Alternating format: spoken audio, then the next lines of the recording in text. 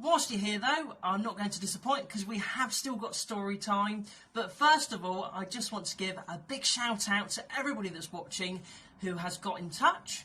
And I'd like to say, first of all, a nice big hello to Poppy. Hello, Poppy. I hope you're enjoying the show. We've also got Olivia who's watching too. Hello, Olivia. We've got Max, Hugo, Tilly, Thomas, Jessica, Grace, Joshua, Teddy, Martha, Seb, Max, doesn't stop there, Jacob, Brooke and Arthur. You guys have got in contact for me and wanted me to say hello to you all. So hello guys, thank you for joining us.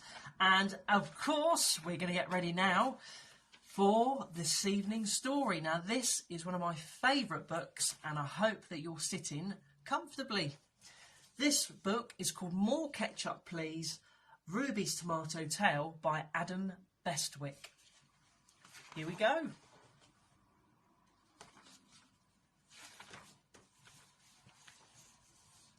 Take note of this true story. It's not made up, of course, about my sister Ruby and her love for tomato sauce.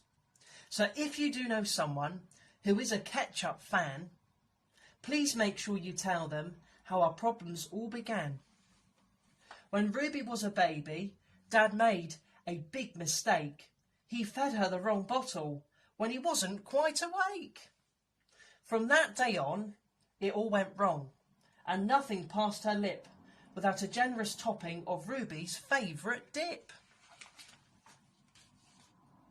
She splodged ketchup on her baby food and ketchup on her toast, ketchup on her buttered bread and on her porridge oats. But when the bottle emptied and no more could be squeezed, Ruby screamed and yelled out loud, "I want more ketchup, please!" As Ruby started growing up, one bottle didn't last. Our little local corner shop was running out too fast.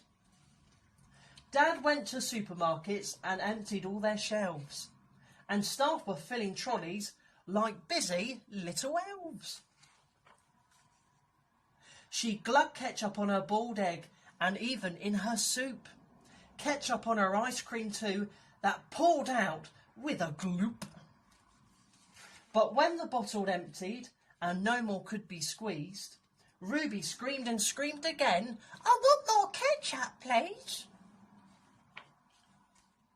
To keep our Ruby quiet and avoid a piercing shriek, my dad would shop for ketchup maybe 18 times a week. I suggested to my mum, let's make ketchup of our own. So we made our back garden a tomato growing zone. She covered pizza and potatoes. She liked it more than mustard. And tomato sauce on all desserts, which dripped into the custard. But when the bottle emptied and no more could be squeezed, Ruby screamed with bright red cheeks, "I want more ketchup, please!" Dad sprayed tomatoes day and night to make them grow more quickly. While Ruby kept on eating sauce, it didn't make her sickly.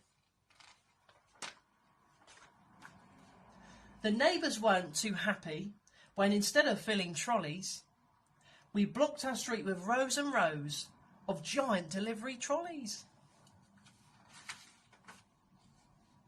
Ruby glopped ketchup on her donuts and smeared it round her lips, ketchup on her Brussels sprouts and loads more on her chips. But when the bottle emptied and no more could be squeezed, Ruby screamed, "There's no more sauce! I want more ketchup, please!" Ruby's news went around the world as supplies were running low, while we squashed our own tomatoes just as fast as they could grow. Mum called on all the countries from Japan to the United States. Send every ketchup bottle that you have in wooden crates. She covered biscuits and sweet waffles in a thick red gloppy lake, and Ruby even splodged it all over chocolate cake. But when the bottle emptied and no more could be squeezed, Ruby screamed, "We're running out! I want more ketchup, please!" As helicopters flew over to drop off their supply, the Army and the Navy were waiting on standby. Ruby dipped her chip in sauce and had a juicy suck. But to our surprise, she quickly stopped and let out a big yuck. I don't like ketchup anymore. I'm finished with red dip. Send the helicopters back. They've had a wasted trip. It's time to try new ways. From now on, Mum, I'll have my food with creamy mayonnaise. And that, my friends, is More Ketchup Please by Adam Beswick. I hope you enjoyed the story, and I'll see you here very soon for more story time. Thanks for watching, everybody.